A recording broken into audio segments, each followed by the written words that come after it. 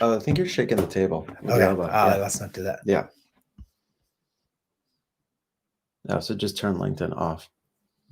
I'll just hit remove because it's not. I can't figure out how to go live anymore with this thing. They've changed it so much that it's not clear on how to go live. Awesome. We are live. So awesome. Thank you, everyone, for joining. Tuning in. Webinar Wednesdays with Jared, myself, Jared Brick, Andrew Devlin, CEO of PitchHub. And we are Facebook. Wow. Nice. Andrew just got a promotion. Yeah. And we're going to be talking about video. We love video. We've seen it explode over the last few months with the pandemic and COVID-19. Everyone's watching more video, creating more video, sharing more videos. It's one of the most engaging platforms you could possibly use. What was the statistic in the future? Like 80 to 90% of the internet will be video within the next 5 to 10 years. I heard a rumor. It's just so it could be fake news that Facebook will be going all video in 2023. So you won't even be able to write anything online anymore. It'll all be video. So speaking of, I'm going to run behind the camera and start my video right here on the phone so we can document it in multiple ways. So Jared and I were actually just talking a few minutes before this and saying, you know, our backgrounds. What is our backgrounds? How have we been in the video industry? And so my background has been working with a lot of corporations, helping them get online with video, how to do broadcast webinars, how to, create short videos for corporations. So, and then Jared's experience really has been a lot of shooting videos, right? Well, I started in photography and I learned classical photography with film. And then I learned digital photography. And then I learned video doing documentary photography in New York and interviews. And now it's really just how do I empower people and entrepreneurs and founders and business people to leverage video? So that's been my passion because it's funny to see their journey. I love seeing people's journeys about like, they get really excited. At first they start out scared, right? And they feel intimidated. And that's one of the reasons why PitchHub exists, to support you at that age, start in the game. And then they get more comfortable and then they get more efficient. And then before you know it, they're off and running and they've got thousands and thousands of followers tuning into podcasts. And it's just exciting. I love seeing it. I know. And just the technology itself.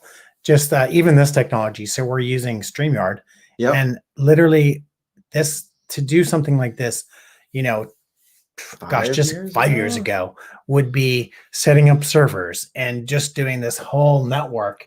In order to get it to go one network, probably. Yeah, and even on Facebook. Yeah, and to be able to have to do that, but now it's just StreamYard literally took me about 5 minutes to figure out how to do a broadcast. The only thing that I didn't know about was hitting live, go live, because we went live ourselves for about 5 minutes. That was a good warm up. And again, it's all training. It's all practice. Yeah. Who's this? Our friend behind us here. This is our teleprompter. Oh, this teleprompter. Yeah. Well, you talked about helping people get online with video, and what I have noticed and what we've been working on at PitchHub is helping people get online with video. And one thing that really, when we started helping people get on video, that was the one, and even for myself, the one thing that I needed was some type of a crutch. I needed a crutch because when you press record button, you forget forget your lines, your script, everything. And if there's somebody else in the room, ooh, watch out. Because, and then you get nervous and you're like, what are my lines? You keep screwing up. And so the teleprompter was something that was really useful for me. Yeah. And then also for the people that we were helping get online with video. Well, there's a couple of ways. Let's break down a couple of ways that you can shoot video, first of all. So one is you just put your camera on a tripod, you hit record, and you just wing it.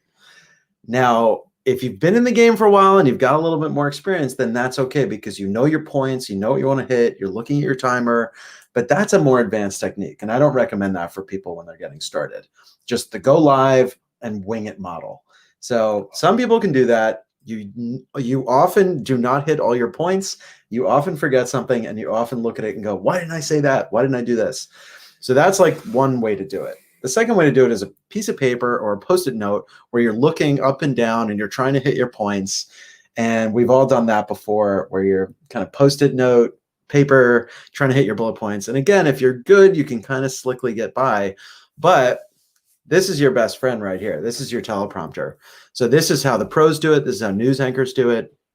They actually have a script. They've prepared all their points. You can either bullet point it or you can write the whole thing out, and you're reading, but you're reading at the same eye level as the camera.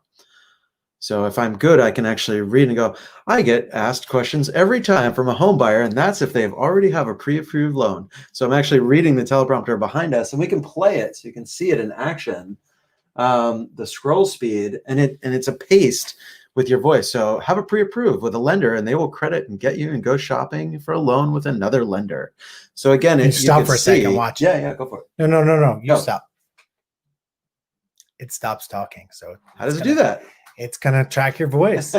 Yeah. So it hears the sound, and if it hears the sound, it's going to either voice activate, which is a voice activated feature on the teleprompter, or you can just hit play and go from there. So I love that you guys built that. It's such a cool tool. Yeah, it was building it with people. Yeah. So in a studio going, what are people going to need in order to shoot videos? So this is obviously what you would put in front of you. And then if you're going to have it in a studio where people are going to come in over and over and do videos, you want to just have a holder in here so you can put in your own cell phone. Yep. Bring in your cell phone, write your script from anywhere, pull it up on the teleprompter when you're ready to shoot your video, and then just put your camera right behiund here. And yep. so as your eye line is right there, looking right past it as you're reading. Yeah. It's pretty slick, I gotta say. It can be both, right? It can be something that you just, if you're an executive and you've got to do lots and lots of videos, and you just kind of have these scripts that you want to run through. It's good to just go through them quickly. And then also, if you're doing a video and you want to be more animated and it's your script, it's a great crutch. I like to use it as a crutch because you might go off script. Yeah. But it's good to just have that the crutch there. To have. So we do have a question I could see from Facebook. My biggest challenge using video is the scripting process. So often when you're creating a video, you're not sure what to write. So again, there's this format that I love that I've been telling to people. So tell people what you're going to tell them, and then tell them what you told them. So give people a little intro. Hey, today we're going to be talking about video and how to come across authentic on video.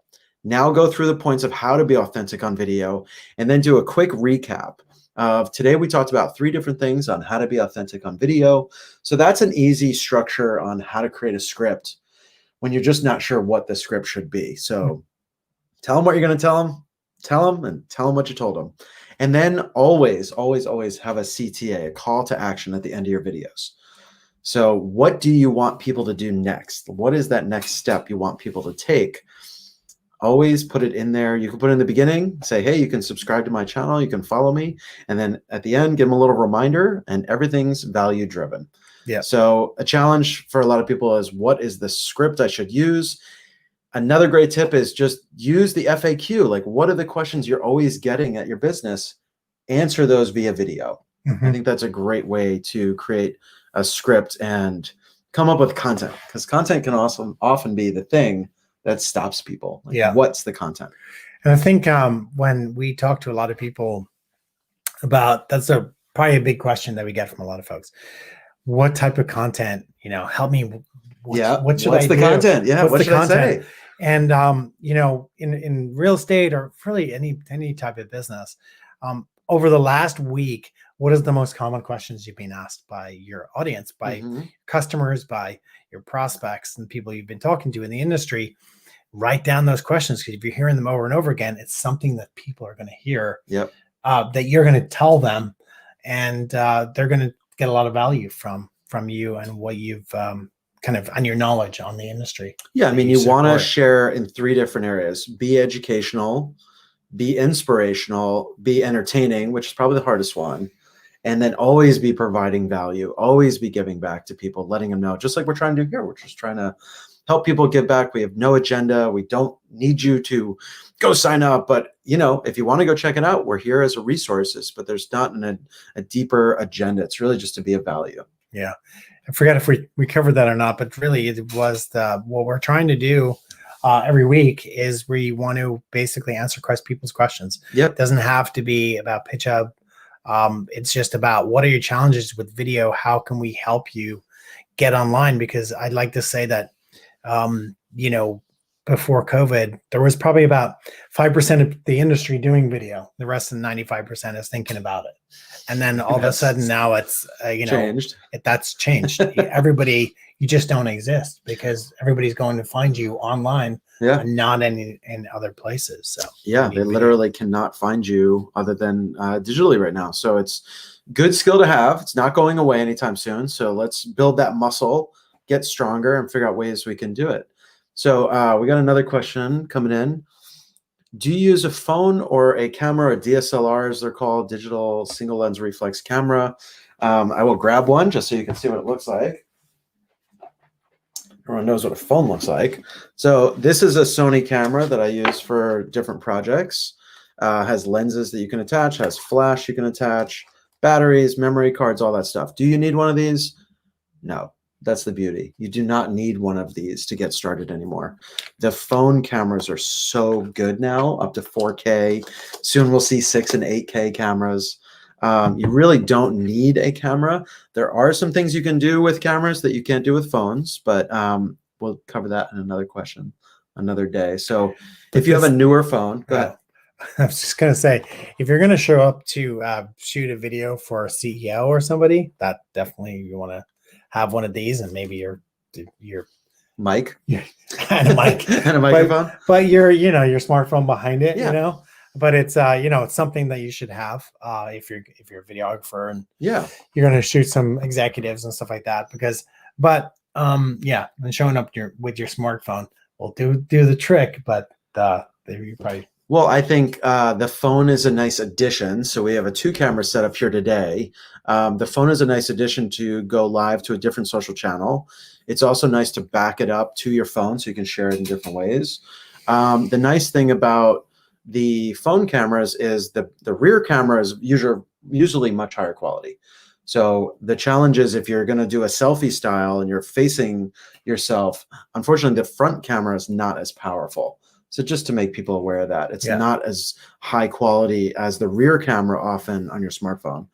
And it might be time to update your phone. Let's just be honest. You might have a cracked phone. You might have an older camera. So maybe it's time to update that phone, get a new deal from one of the big providers, and update your phone because the cameras have gotten so good. Yeah. That's another reason why we didn't, why we have this device and have the mount here for the bottom for the cell phone or for the smartphone is that the cameras on the front side, which is where you're going to read your teleprompter, isn't good enough.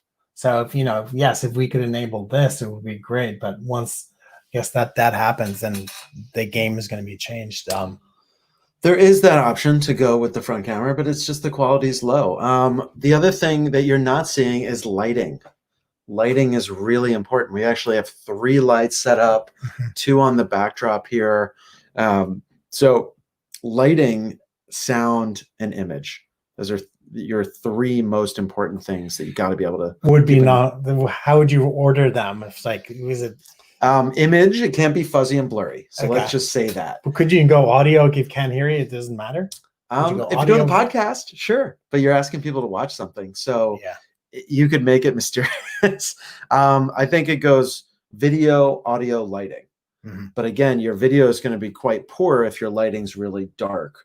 And so I would rate it as video, audio, and then lighting. But they're all so important. You need 3 ingredients to make a great sandwich. You need the bread, you need the center, and you need some sauce. Otherwise, the bread's going to be dry. Gotta have that sauce. Gotta have that good sauce. For sure. So do we have any other questions coming in? Or should we stay on phone or camera? Yeah, I have another question. Actually, sure. This is me, but for notes or teleprompter. But I did have a so this is the question I had. If you were doing a video, do you use notes? Do you do a teleprompter? Yeah. I always just love to see that question to see if it was something that people had. I at some point want to do some type of, not even promotion, but I'd love to see, if you use notes, where do you put your notes? Yeah. Because there's so many people that have, a notes sitting underneath their cell phone or underneath their camera. How do you do that? I sometimes stick them with a piece of tape underneath the camera so that my eye line is extremely close to the camera. That's one of the whole points, is trying to keep your eye line really close to the camera lens so that you're always looking the same general direction. You might take a quick glance down, look at another bullet point. If I'm going to do that, I'm just going to do bullets, though. I'm never going to write the whole script out on paper. Not like that. So if you're going to use paper and you're going to use a non-teleprompter kind of manual device, just do bullet points and practice what you're going to say and see what you might ask in your questions, and be ready to be a little bit more impromptu. So we got a new question coming in. Look at that. From Event Santa Cruz. Hey guys, how you doing, Matthew? Good to see you. What's the best way to promote the videos you make? Well, it depends on the platform. It depends on the platform. And I was going to say, who is your audience? Yeah. Who is your audience? So if your audience is more business professional and they live on LinkedIn or Twitter, you might want to go live and, let everybody know that you're doing these things. Plan a little bit of seed in advance to give them a little heads up that you're doing a video, or you're going to release something, make it feel like a little bit of an event so they can join. And you know what's great? Other people telling people about you. Yeah. I love that. I love when other people share, hey, my friend Jared and Andrew are going to be doing this thing today. You should watch it. I think it'd be great for you. So building up that affiliate kind of group network where people know that you're going to be doing it, and then they're talking about you, so you don't have to talk about you. Yeah. And I mean, to promote your videos too, I like LinkedIn. I love LinkedIn right now, especially for business content. But they're giving you the engagement that Facebook used to give you back in 2011. So, Facebook used to give you, 2011 used to give you really, really good organic reach. Yep. So if you're going to promote your business content, definitely for your best bang for your buck would be to go to LinkedIn, publish your content there. Video on LinkedIn, they give you more engagement. And your first video, they actually give the algorithms written to give you way more engagement. So you get really excited. Yeah, it was kind of the drug, right? They give you the first hit and you really get a lot of engagement. But then you got to keep doing it consistently and also promoting your videos. You want to, as you mentioned earlier, as you touched upon, other people, but being able to tag people in your videos appropriately gets you into their networks, and then hashtagging that content is really good too. I mean, I was talking to realtors, some realtors this morning, and I was saying, yeah, absolutely hashtag your company, but you're just basically getting into the same network that you want to promote outside of your network. So if you're doing a market update for Santa Clara, hashtag Santa Clara, hashtag Silicon Valley, hashtag Apple, hashtag Google, hashtag Bay Area, hashtag tech companies. So other ways to promote your videos? Email marketing. So using email to let people know you're going to be doing this. So email is still one of the best, even though we're all a little oversaturated on email sometimes, it's still one of the best ways to get people into their inbox, remind them that you're going to be doing something, or that you've shot something, or you're going to be shooting something, and just top of mind. You want to keep top of mind for people. I was at a digital marketing seminar in February, and Ryan Dice is he's Gary Vaynerchuk said he's the king of digital marketing, and he was great. Did a great session, but the number one engagement is video on an email newsletter. Number one, over Facebook and everything else. It gets the most engagement because all the millennials, all these folks that are getting jobs, they guess what else they're getting with their jobs? An email address. So they're back on email, and email is absolutely the best way to, if you can get a new newsletter, promote your videos on that also. Well, I'm going to make a prediction that within the next 3 years, you're going to be able to play a video inside the email very easily. It's very few people that are doing that right now.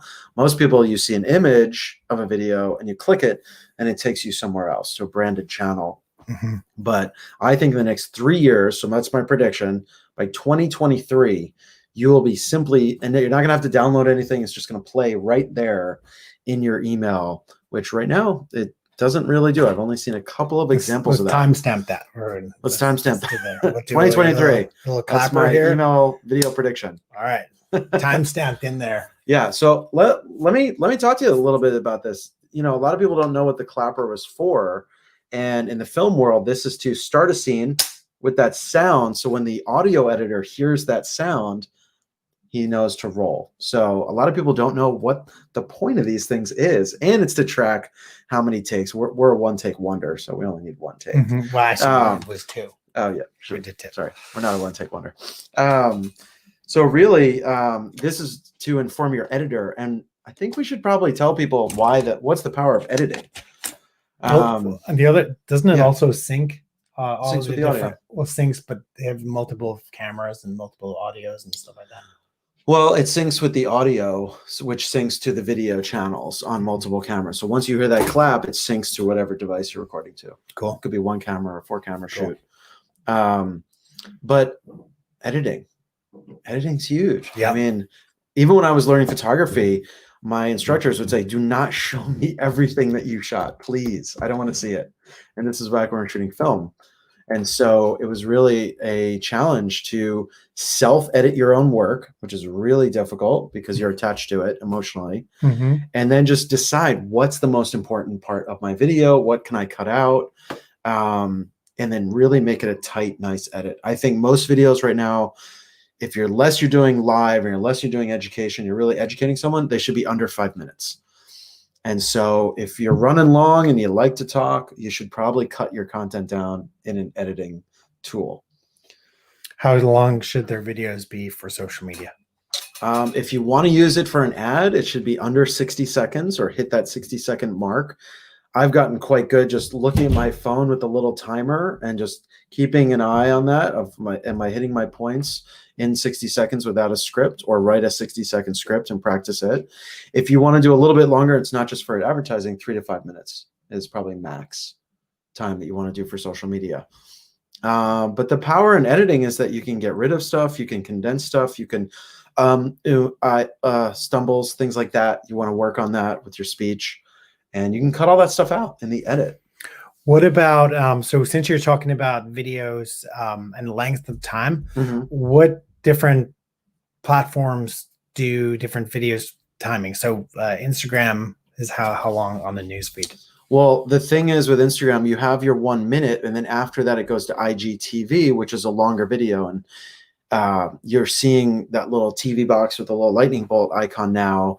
And what you're noticing is you don't even get to watch a minute now, and they push you over to IGTV to watch the full thing.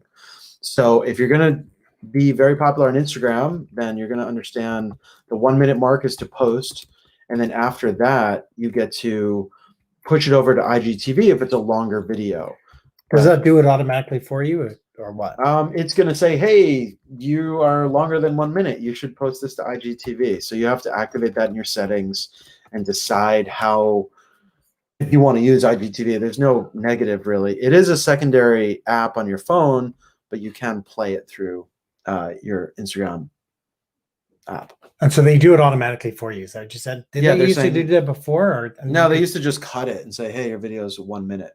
But that's, this stuff's changing all the time. I think the point is that like you get really good at short form content. Like regardless of the platform, LinkedIn is longer. You can post a video, I believe up to 5 minutes or longer. But just get really good at short form content, getting your message across in the first 10 seconds. What are we doing? Why should I keep watching the next 50 seconds or 5 minutes? So that first 5 to 10 seconds is really important to engage your audience so that they keep watching. What about, and then and then the other platforms, right? So YouTube is endless. You could do, hours if you wanted. Post up a video. LinkedIn is 10 minutes. LinkedIn is 10 minutes. And then there's live feature, which you have to appeal and apply to go live on LinkedIn. So don't think you can do it on day one. Which we can't. Yeah. Which we are not ready yet. We filled out our form. We put our notice in, and we've been told that LinkedIn is going to take 6 weeks to determine Up if to we 6 can weeks. up Hopefully to it'll 6 be weeks. sooner than that. So we will, we're obviously excited about going on LinkedIn. It's a great platform, but it apparently is going to take a month and a half or so. Yeah. Well, and then the other, you mentioned TikTok. That's really short form. I mean, again, think 1 minute. 15 seconds. Well, it's just bursts. I mean, it's just such short form bursts. I've seen longer ones. Yeah. But yeah, it depends. I mean, like a lot of these platforms, they give you more leeway the more followers you have. So if you have more followers, they give you new tools which allow you to go longer, promote differently. I know with Instagram, the 10,000 follower mark allows you to do different things like swipe up and live. So you can actually direct people to a live link and send them to your website or your blog or wherever you want to send them. So that 10,000 follower mark on Instagram is a really important mark to hit if you can. And, you know, another day we'll talk about strategies on how to get to the 10,000 mark. Yeah, because, you know, you can, I've read some recent books about that. Actually, I think it was on this one here. It's a Social Agent. That was a good one. Tony Giordano. So it's a good book, but it definitely talked about, and some other great books too out there. We'll talk about getting your followers out on, getting your followers, get them organically, you know, really work for them. Don't pay for them. Because you know, you may get some features, but they're just not. Yeah, there's these thing called click farms where it's like a call center in different parts around the world, usually in third world countries, and you pay and they get all these fake accounts to inflate your numbers of followers. Two things will happen. Either you'll get flagged and your account will get removed because they have bots that check these things, or you don't have real people. I'd rather have 1,000 true fans. If anyone's ever read that article that Tim Ferriss from 4 Hour Workweek is a fan of, is 1,000 true fans. You'd rather have 1,000 people that would follow you to the end of the earth, buy whatever you sell, than 10,000 or 100,000 or 1 million followers that just won't really engage with you in reality. They're just a number on a screen. We did get a new question come in from Gus. Mr. Gus today. He's a very talented realtor out at Intero in Cupertino. Thank you, Gus. We're making your videos fun and easy. You're the best. Do you have an example of one you remember from working with Gus? Yes, I do. But look, PitchHub. PitchHub. I like it. Let's bring it. PitchHub. New branding. New branding. I like it. So what are some of the ways that you're helping clients make it fun and easy? Well, with Gus, we have a blast. I shoot videos every week with the Cupertino folks, Intero Cupertino folks, real estate. And so Gus and I will come in and we'll just have fun with their videos. And he and I have got this interesting dynamic. You know, I'm originally from Ireland, and and so we have a lot of banter, but we got a lot of love there. So, but we help him with his videos. He really wasn't doing videos before. With PitchHub, and now with the teleprompter, and he'll shoot videos now from home, where he was just exclusively just doing them with me at the studio, and now he does them at home, and he does a great job. I mean, I love seeing people just get empowered to take it on themselves, and once they learn some of the basics and they get a little it's like, I want to see you run with it. I want to see you get empowered and get excited and do it. Making it fun. I want to just mention, like, let your personality come through. Like, don't try to hide if you have an interesting personality or you have an interesting background. Like, let your personality come through, and that becomes part of your brand. Or you can create a brand personality also. I've seen people do that. They're not the same off camera as they are on camera. Hate to burst everybody's bubble. But create a personality. Ellen DeGeneres, potentially. I don't know. I love Ellen. She's amazing. But you create a brand personality so that people find you fun and engaging. And maybe you're a ranter. I've seen amazing people do rants, and they're very sweet, loving people, but they love to get on video and do rants. And it's really engaging because their energy is so high. One of the things I love about video is just you get to feel people's energy. It's a human thing. We've been sitting around a campfire for 100,000 years listening to other people talk.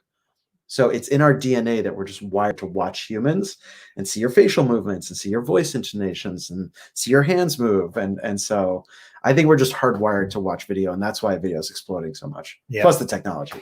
Yeah. Plus, you know, you're getting out there, you're getting, you know, on social. It's that first step. And what I say to people is like, oh, I don't like the way they look. I don't like the way I sound. Like, well, you kind of look the way you look and you kind of sound the way you sound. So it is what it is. And you have friends, people like you. So just do a video and you'll be great. And then I just see that transformation. We talked about this earlier. Maybe we talked about it when we didn't have the camera on. Take one. Or take one. Zero. Go ahead, but we've seen these folks like that are doing these videos and they nail it. They finally nail their pitch. And then from then on, they've just transformed. Yeah. And their video is getting better and better and better. And then they want to do more things, you know? Yeah. And now they're jumping out of planes and doing all crazy stuff. Well, I have a client in the divorce coaching business, and she was terrified of video. Just did not want to do it. Didn't like how she looked. There was just negative, negative, negative. And she started to do it, and she started to get more positive feedback. People really enjoyed the content. And I think that's the other key. It's like, if you're sharing really valuable stuff, people overlook the little things that you think they will be bothered by. What you're wearing, your voice, you know, something about your appearance that you find that you're bothered by. They're getting so much good content out of what you're saying that they want to overlook that stuff, or it doesn't bother them in the first place. It never did. A lot of that stuff is self-perception. It's not real. And if people look, if you put out a video and you get a hater, you get somebody that's going to, you know, I don't like your video. I don't like, you know, the way you look or whatever it is. Yeah. They're never going to buy from you, or they're never going to, you know, work with you or anything like that. So it's a throwaway. So don't worry about that. I mean, the people that give you kudos are going to be, they're happy for you because, you know, if there's 95% of the market not doing video, they're looking at people who are doing video going, I could never do that. Good job. Yeah. Yeah. And I think, let the haters hate, let them do their thing. Don't buy into their story of they're just trying to pull you down, and don't let that get to you. They're probably just envious or something else going on.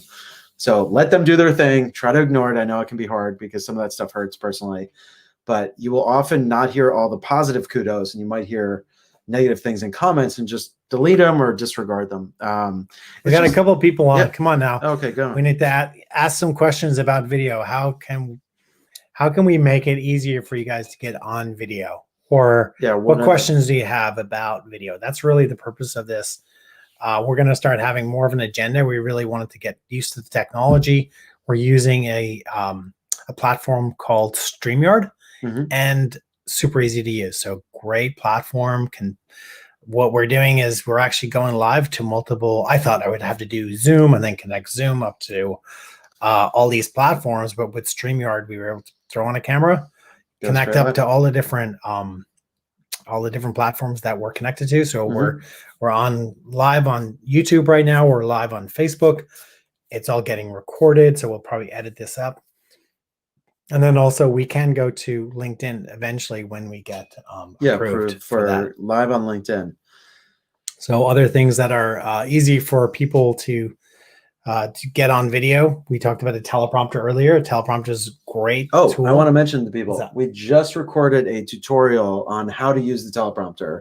And I just want to remind people, it's going to be up on our help docs on PitchHub.com under the help area once you're a client. We can share a screen. Yeah, so let's share it. So, you know, teleprompters are advanced. They are something that a lot of people aren't using. Whoa, that's cool. We're going into infinity. Cool. And so what we want to do, so click Teleprompter Script. So we're seeing ourselves right now. I just want to do this for a little while. You just make everybody dizzy. Okay, so this is an example of the script that we wrote for our video talking about the teleprompter. And we use this for the tutorial video on how to explain to people how do we use the teleprompter and the scripting tool. Because what you're seeing here on this screen share is the teleprompter tool with the script. So you're in the script menu. This is the back end of PitchHub when you're using it. And so what you want to do here is integrate all your media clips, which are here. So you can have photo, video, audio right at the top here. It segments them into the different types. And then you integrate this media into your script, and you actually select an area of text. So if we were to click preview, this is the actual spoken text that you would see when you're reading the teleprompter. Okay, but you don't want to see all those other things. When you're reading the teleprompter, you just want to be able to read. And this is actually taken as a transcript. And then this is the notes to the editor or yourself on where am I going to put all these other media clips in my script now that I've got it as text. So it's a really cool tool. This is something I wish I had for the years I was doing video. I love using it now. We're having all the clients use it. The turnaround time is so much quicker. There's so much more clarity for the editors to understand, oh, where do you want to use this media? At what point in the video? Which part of your media? So I'm just going to give people a little clue here. So let's say we wanted to add another video right here. We would just click this, hit video, bring in one of our other video clips. You can see our versions here. Here's a title. You could select where on the screen you want to view it, and you just hit save, and it's right there in the video now, right there. And if you want to get rid of it, you just click it and hit remove. So this is super easy. It really makes the process of creating video really simple. You want to show people the activity? Well, sure. So here's activity. This goes back and forth with our editors, and it allows us to say, well, what stage in your project are you at right now? Are you planning it, recording it? So right now we're in the recording phase for this current project, but this one, now we're at the approval process because we've actually approved this, and then it's going to go to publishing and then published. So there's all these different tools that the teleprompter scripting has built in. I love it, man. I'm just like sold. I'm not going back. There's nowhere to go back to. There wasn't really a process. That was the thing. We all made it up. We all hacked it together with Google Docs and Microsoft Docs and emails and Slack notes and text messages. It was a mess. So this is one platform to create your script, shoot it over to the teleprompter here, and then go back in your script and talk to the editor to help you get that thing made so much faster and easier. So when we say like making your video life easier, like it's legitimately easier and smoother now with this process. So right now you're seeing the teleprompter go through. Do you want to mention anything about the tools you're seeing here? Well, it's voice. It's tracking your voice too. So yeah, as you speak, it's going to go along with you. But since you're there, we might as well show it. So we're getting up to close to the 45-minute mark. Yep. Keith has got a question. Oh, Mr. Keith. All right. So that's a good question. We talked a little bit about it earlier. I don't imagine this is actually Keith feeling like that because he's got such a cool look and style. So I'm kind of shocked to hear this, but I think it's maybe your colleagues are mentioning that. What do you tell people with they don't like the way they look or they're nervous? I show them the results of other people. Yep. I show them like this is the first video. This is what their first video was like, and this is the type of engagement they got. Now they're doing videos all the time. I think that if they're nervous, you do a couple of read-throughs on your script. Yep. On camera. Practice. Without, recording it. Just get comfortable with it a couple times. And then, then just do it. And then once you get it out onto social, you see the ramifications. You see the engagement. You get people actually giving you kudos for it. And you'll see results. You'll see really positive results. Yeah. If you're posting it right and you put it on the right platforms, you're going to see positive results. And then it's going to go from there.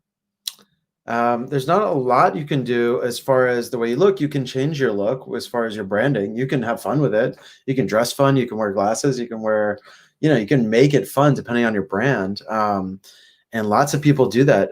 Casey Neistat's a really good example of that. He always wears these funky painted sunglasses in his videos and he very rarely takes them off. So have fun with your videos, like make it engaging and fun, and then you'll have fun doing it, which will change your energy and change the way you're perceived. So he used to wear that. I'm positive he was wearing those glasses because I see people with sunglasses on all the time and they're just reading their scripts. So you don't see their eyes. That's a trick too. Yeah, that could be a trick too.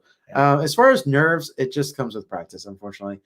Your body does not know the difference, by the way, between anxiety and excitement. It's the same chemical response. So try to turn your nervousness and anxiety into excitement and have fun. So your body does not know the difference, that cold, sweaty palms and that elevated heat. Who was that who brought that to everybody's attention? Was it Tony Robbins? Tony Robbins? It's possible. I mean, it's a psychoreactive response. Oh, the other thing to do with that, actually, what I say when I'm nervous and I go on a live webinar, there's like 500 people a couple months ago, right after COVID. Like everybody needs to get on video. All of a sudden now I'm in front of a couple hundred people, which is great, but super, super nervous. I did actually listen to Tony Robbins. He's like, go work out, go get energized, do some push-ups right before you get on stage. Yeah, right burn before some of that nervous energy. And it just kind of opens you up and gets you kind of clearer. Yeah, and you can do squats, you can do lunges right where you're standing. You can do leg lifts, you can lift weights off camera. See, I'm lifting weights right now. You guys don't even know that. Keith does that.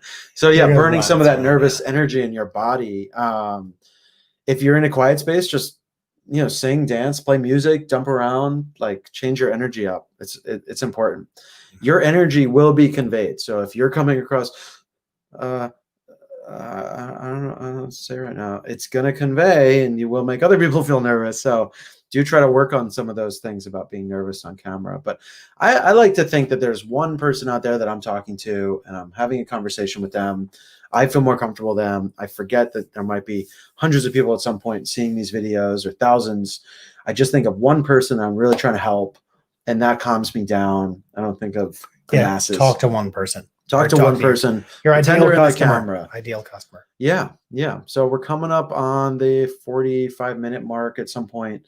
We started late though. We started a little bit late. So in the future, we're hoping that people ask questions. What are some of the challenges you're feeling? And you can get really specific, like, hey, you're having an editing challenge or a camera issue or a sound challenge, and we'll do our best to try to answer those for you. Oh, that's nice, Keith. Game changers. Well, you guys are too. So working with you guys has been a pleasure. And they are game changers, but they're great to work with, Keith and his team. So thank you guys. They're calling you guys game changers. And the work game changing. Oh, we listen to our customers. Yeah. And so we love feedback too. If you have a question about PitchHub or the services, if you've been playing with the teleprompter and the scripting tool and the editing, totally reach out and let us know. We'd love to hear your feedback. Sign up on pitchhub.com. We'd be happy to get you a license so you can look at it for free. Check it out, do the teleprompter, put in a script, and go from there. So making life with video easier. Thanks, everyone. Thanks for joining. Jared, thanks for joining us today. Yeah. We'll be back next week for Webinar Wednesdays, AMA. Ask us anything. We'll have to come up with a fun new title. And we are out. You want to clap it? AMA? AMA. Ask me anything. Oh, yeah. There you go. Thanks, guys. Have a good one.